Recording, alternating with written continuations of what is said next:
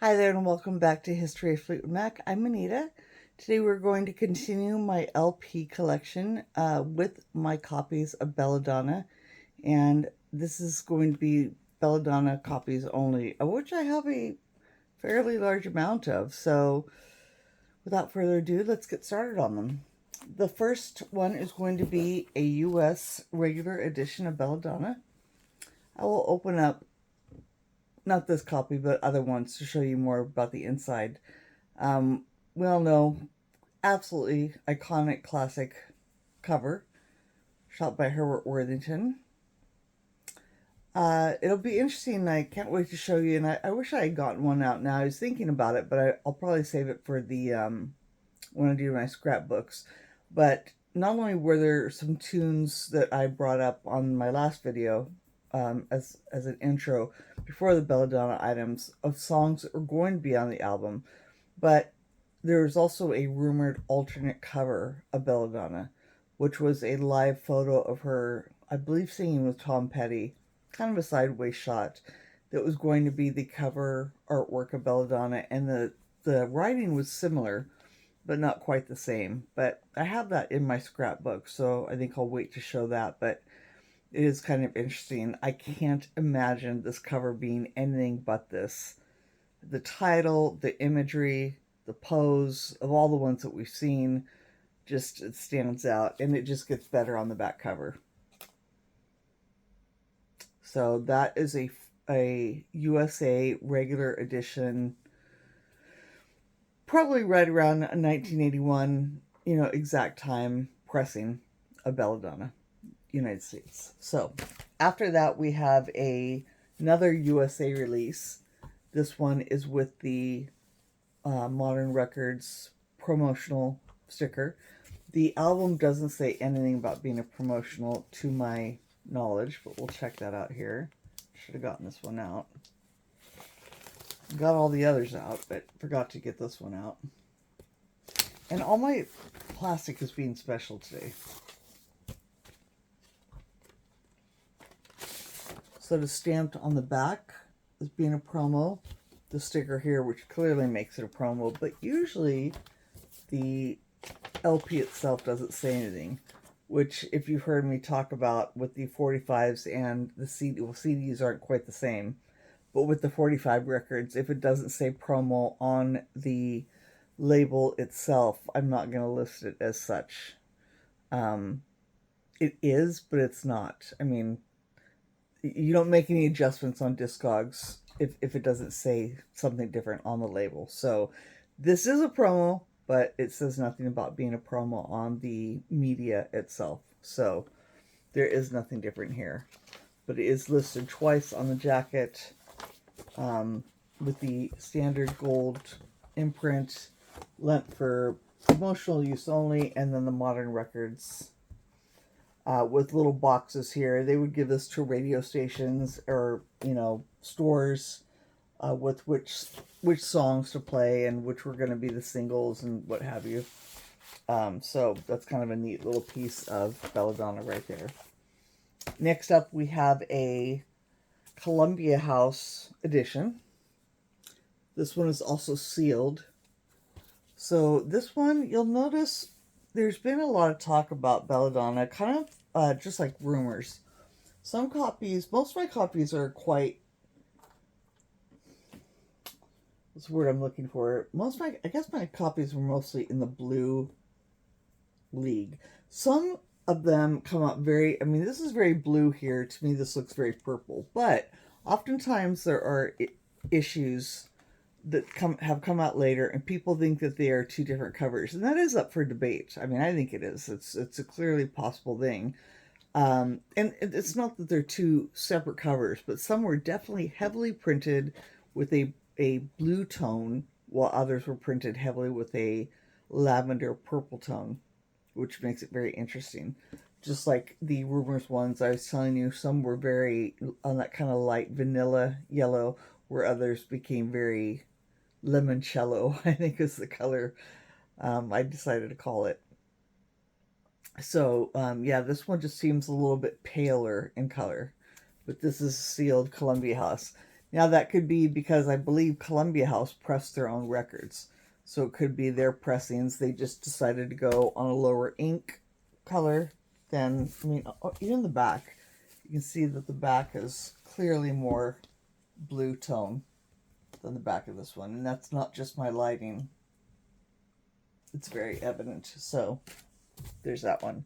Next up, it's kind of an unfortunate one because it doesn't have all of its innards.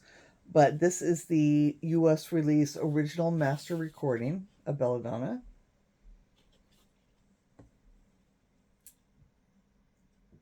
And this one, looks pretty standard, kind of the lavender hue, the blue. Everything looks kind of spot on there.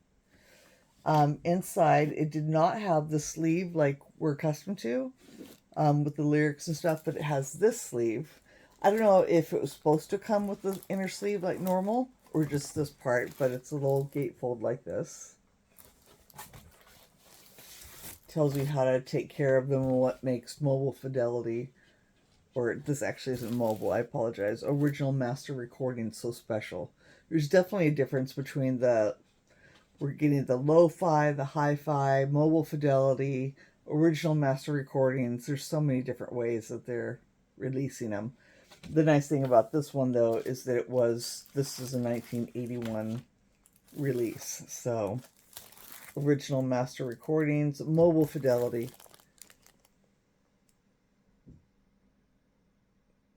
So this is a nice issue one. But I'm not sure that it wasn't supposed to have an inner sleeve with the lyrics just like we're accustomed to for Bella Donna. Next up, we have one out of the UK. Things start getting kind of weird here as far as the labels and differences. Here's the standard insert sheet. Beautiful photo. In the notes, it says thank you to Bill Cosby for use of the bed. I believe this was in Bill Cosby's house. Which, fast forward many years, awkward. But man, the guy had a cool ass room. I mean, this screams Stevie Nicks' house. I don't know, I don't know how she knew what Bill Cosby's room looked like or what was going on, but deciding to shoot in this room, and then there's a piano over somewhere in this. There's some alternate pictures where the girls are all dressed up in this outfit, and they're next to a piano, which I believe is in the same house. And they go with this photo shoot, in my opinion. Basically, I base that on what they're all wearing and their hair.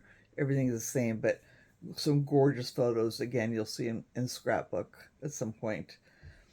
But yeah, great photo. Another photo of the tambourine and crystal ball here.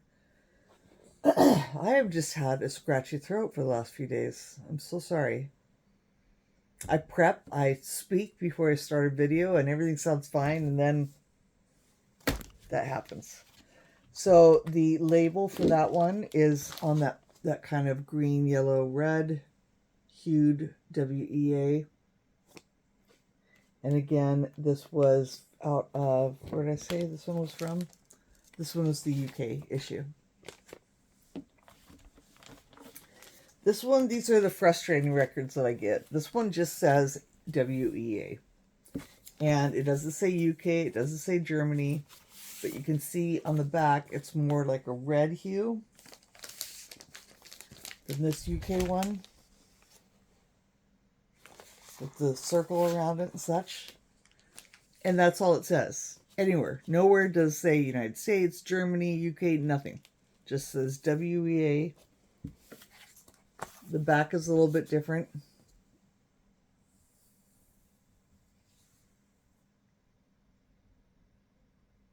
So it's overseas. It's an international release, I should say, but it does not specify as to where. This is an example where I'd probably learn more if I knew about the run-out matrix, how to read those better.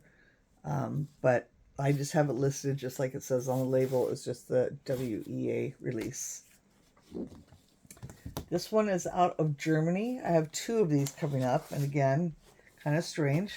Similar, again, to the last label.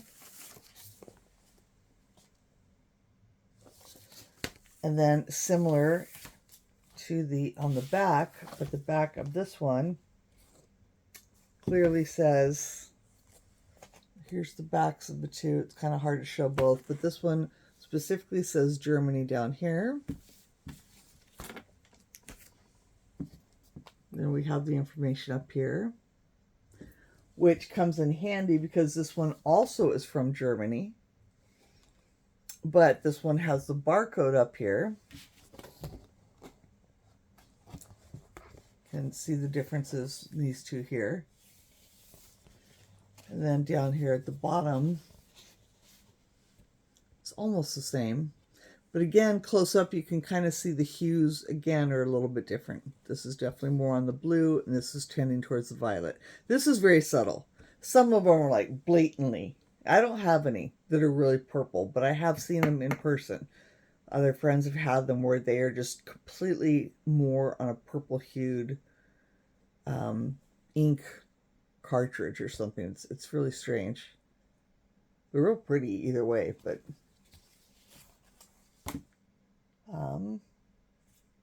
don't want to mix those up. Would not surprise me.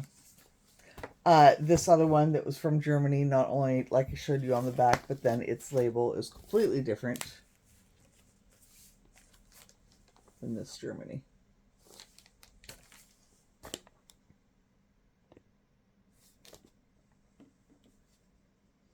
And I think I did mix up the covers, because this calls out the K. I'll figure it out later. Next up we have Japan. Who doesn't love a Japan release? Beautiful. It's a crisp, clean copy with its obi strip. I love the back that the obi strip shows the Fleetwood Mac releases, that they're kind of tinted like this. Inside we have, instead of the regular, we do have the regular sleeve. This is in really good shape, but it's not a sleeve, it's just a single piece of paper to hold the record. It doesn't hold the record, it's just a single. This would be the sleeve every other record I've shown you. One side and then the other. Inside of this would be the record. But this has this inside with this nice photo. A little write-up about it, the songs. Blank on the back, but really nice. And then the record is housed in a wonderful static protection sleeve, because they just make things nicer in Japan for records. A lot more TLC is involved. Non-scratch, plastic, anti-static. All records should be like that. I don't know if any of you know, and I'm sure you do, a lot of people who would watch this are probably record collectors, but a friend of mine had this happen, and I had never heard of such a thing, and then it happened to me. There had been a record, a Susie and the Banshees record, and the person is lodged in there. The album became sealed. Person slid it open to get it out to play it, and it was just like in a paper sleeve or something like that, and it had been lodged in so tight that when they pulled it out, it kind of made a snap, crackle, pop, and the static was so bad it like snap, crackle, popped on the record, making the record skip, scratch. It was just poorly packaged, and it was nothing like this. And this was coming from the UK. And I actually might have gotten their copy because it was pretty obscure. So I was just happy to have it at all. And I could kind of get past the noises, even though it's frustrating. I think they got another copy. But then later, I got a copy of something else completely unrelated. Not Susie, not Stevie. And I opened it and I experienced that myself. There's like this tiny little spark. This little, I thought, I'd never heard of such a thing. I did think that would, like when you get your clothes out of the dryer and you didn't use enough static cleaning stuff and you shake it out. There's like this little electrical current. That can happen when you take your records out. Is that not crazy? But not in Japan. Nope, because they put them in these sleeves like this. because when they come off the press, I don't know what the science is about it, but yeah, that can happen, and it can completely screw your record up, like for its first play. So they could send it to you skip free and everything's fine, but then you get it home, open it up, and it's all gone. So that was a Japan release and more information than you wanted about static records. This is the reissue that came out in 2016, and this was released on 180 gram vinyl, which we've discussed here and there, the pros and cons of that. This one I've kept. I have most of these. I have duplicates of, and I say that, but they're not with the Bella Donna records, so I'm confused. So these might need. I don't want to crack them open though until I'm absolutely sure. I might have had to sell some and not realize that I've done that because we don't think about those kind of things. But yeah, so this is really nice. I've heard nothing but great things about the sound of this. But probably if I want a good sounding belladonna, I'm probably going to go back to that Mobile Fidelity and listen to that. And I can assure you, I can't guarantee, but I can assure you it would sound just as good, if not better, than this one. I could be wrong. But remember, I'm also not one of those, super snobby ears. I just want to listen to the music. I get it. I get it though for people who, have the utmost uber cool highest end record player, and they get their records and they pay good money for the 180 gram and what have you, and they want the best sound. But as long as mine play and I can hear them and turn them up, that's what matters to me. So this was a 2016 release of Belladonna, released on gold vinyl. I did not open this one for sure. This was a Rhino release. This one I'm confident I did sell my copy that was open and left the sealed one, kept the sealed one. It was a pretty gold. Again, we're going to talk about the color match though. I don't see gold when I look at this picture. And I always find it interesting when they match the records up. Who wouldn't have put this on a beautiful blue marble, purple, bone white, gray, but gold? I get it because it's certified gold, it's blah, blah, blah, blah, blah, it's the anniversary, but I just thought that was a really peculiar color when you're matching up and you're trying to make a nice package. That's all I'm saying. And I think that'll probably perfectly segue into my next example, why I say that. This has to be the Cadillac of record releases, of all my records. I mean, everything. Fleetwood Mac and Stevie Nicks. In 2020, a company called Vinyl Me Please, who I'd never heard of before.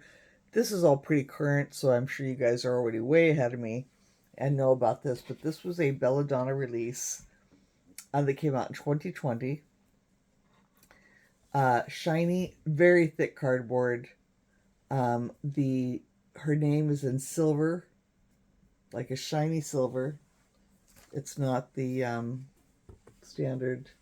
You can see there's a shine to it. You can see the inside has a pattern, beautiful, like starry. It's freaking gorgeous. The back, again, the silver. Vinyl Me Please.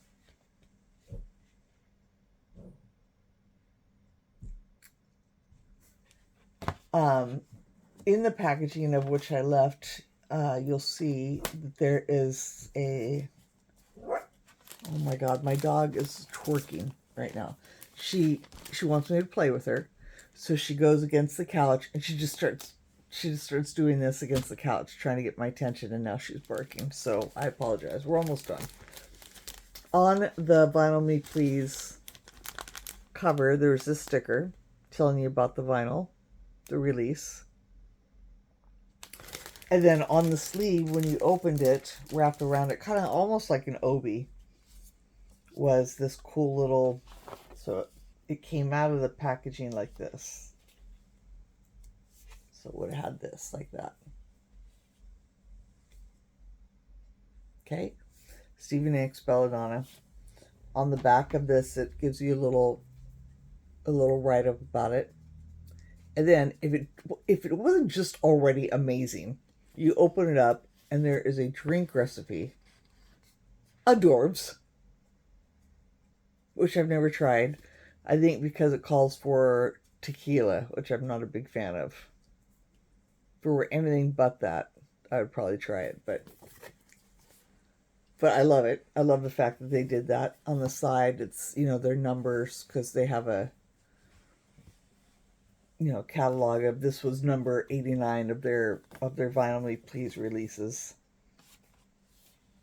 So we're off to a great start, right? So then inside you have the sleeve, which is just on the nice thicker paper. Nothing really different here. No silver embossing or writing or anything like that, but it's really nice.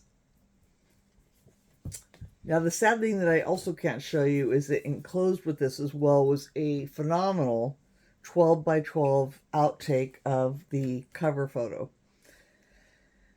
And I gutted this one because that picture is so beautiful, and I put it in my scrapbook along with the other Belladonna photos. Luckily, I have another copy of this that's like still in the box that the company sends it in. So I do have a copy. So this would be my play copy if I wanted to. I have played this once. It sounds amazing. But you'll see why I don't play it that often in a minute.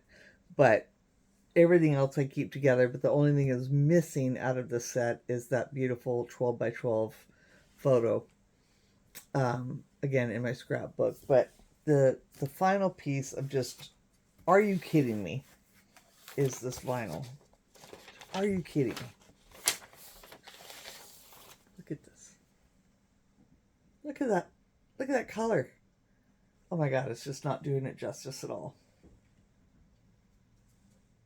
No, not doing it justice at all.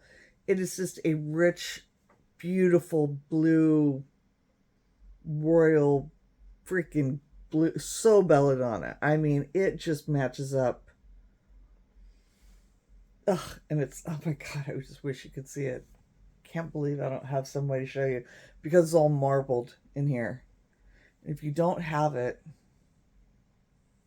I had no idea that it wouldn't catch the light.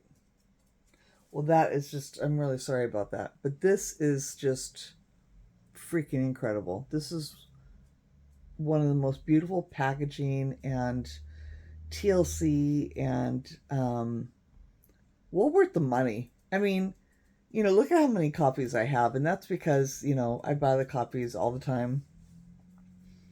They came out in 1981, so these ones that I'm getting, although I may not have gotten them in 81, these are the ones that got released in Germany, in the UK, in England, in Canada, what have you. And I find them at record stores because people bring their collections or just happen upon it or whatever. But all those rumor ones I showed you, rumors, they just keep giving us, rumors has been released so often. Belladonna's getting its fair share of released, but the packaging and just everything done to this is well worth the money. This is what you should pay a premium for. This is what you should pay $45, $50, whatever this cost at the time. This is very nicely done. It's aesthetically pleasing. It sounds great, and it's due justice. It's a beautiful album, and everything is complimentary.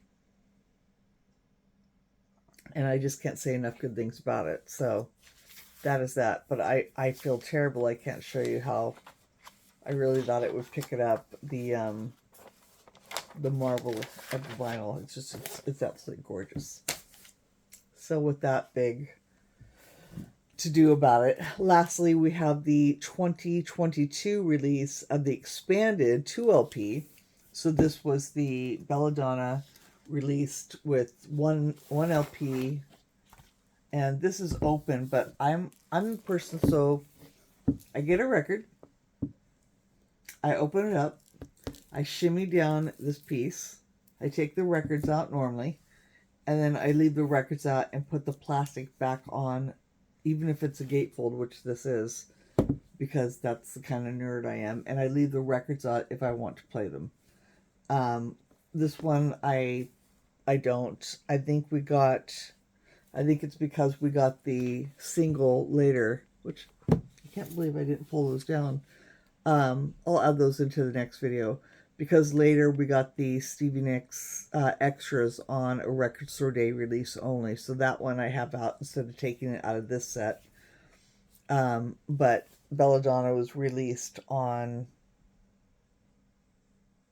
yeah, just as a regular two-sided. So it's just a 2 album set with the extra disc full of this stuff, if memory serves me correct. Yeah. 180 gram. There might have been some extra. I got 5 minutes. I'll show you here. I've been trying to make these shorter. And I can always get it back in there. I'm really good at this.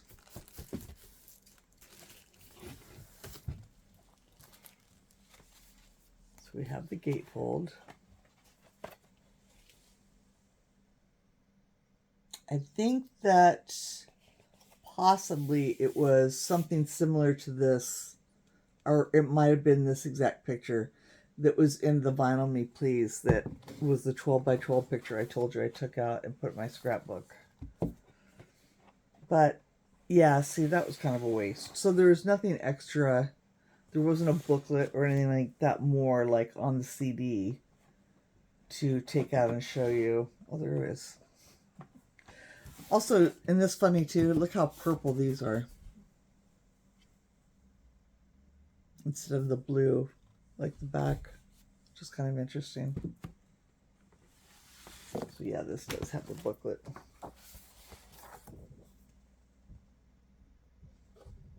Ugh, look at that picture. Gorgeous!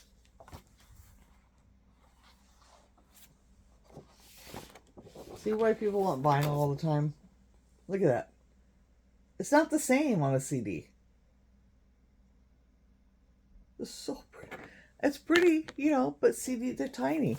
But from back in the day when people were first buying vinyl and you had the big, you know, all the liner notes to read and everything to go through and everything was so full. And in this picture, another outtake of that.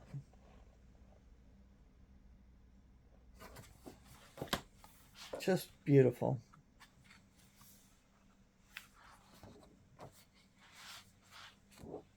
Yeah, so it's worth the price right there. In fact, now I'm not so sure I shouldn't tear this one apart. See if I have a copy, because that's just, I don't think I have that in my books. That's really pretty. But yeah, so that will wrap it up for Bella Donna. And yeah, there is it came out later that the extra disc with the demos and alternate takes were released on their own for Record Store Day as its own.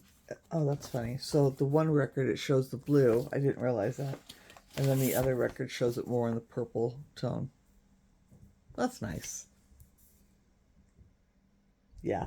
So the purple tone one, it's for a reason. It's not an error like I was thinking it was, because this is the special one. So they released this so you didn't have to take this apart like I just did. This was released separately for a Record Store Day release later. So that will do it for Bella Donna Records. And we will go into what would be next. Mirage. Ugh, lots of great stuff for Mirage. And I hope you enjoyed this one. And thank you, as always, thank you so much for joining me.